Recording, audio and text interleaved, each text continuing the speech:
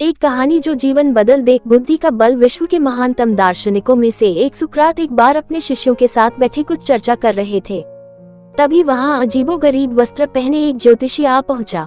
वो सबका ध्यान अपनी ओर आकर्षित करते हुए बोला, मैं ज्ञानी हूँ, मैं किसी का चेहरा देखकर उसका चरित्र बता सकता हूँ। बताओ तुम में से कौन मेरी इस विद्या को परखना चाहेगा। शिष्य सुकरात की तरफ देखने लगे।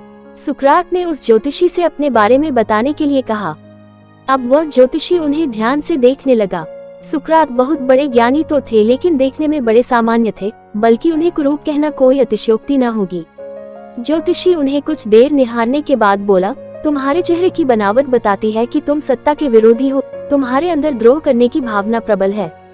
तुम्हारी आंखों के बीच पड़ी सिकुड़न तुम्हारे अत्यंत क्रोधी होने का प्रमाण देती है। ज्योतिषी ने अभी इतना ही कहा था कि वहां बैठे शिष्य अपने गुरु के बारे में ये बातें सुनकर गुस्से में आ गए और उस ज्योतिषी को तुरंत वहां से जाने के लिए कहा।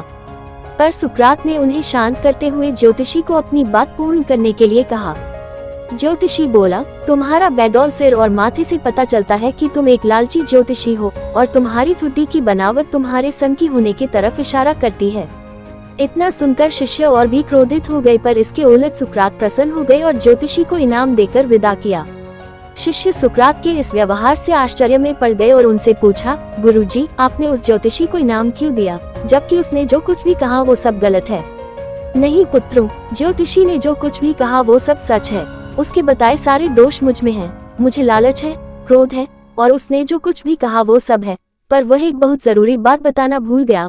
उसने सिर्फ बाहरी चीजें देखी, पर मेरे अंदर के विवेक को नहीं आंक पाया, जिसके बल पर मैं इन सारी बुराइयों को अपने वश में किए रहता हूँ। बस वह यही चूक गया, वह मेरे बुद्धि के बल को नहीं समझ पाया। सुकरात ने अपनी बात पूर्ण की।